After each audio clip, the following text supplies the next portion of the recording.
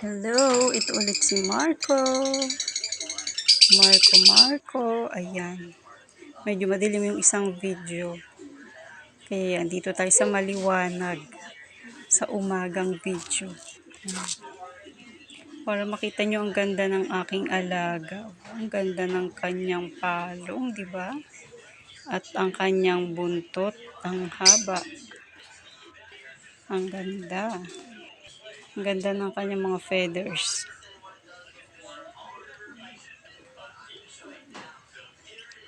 Yan, shyness pa siya sa atin. Hindi pa kami close. Kasi bago pa lang siya dito sa bahay.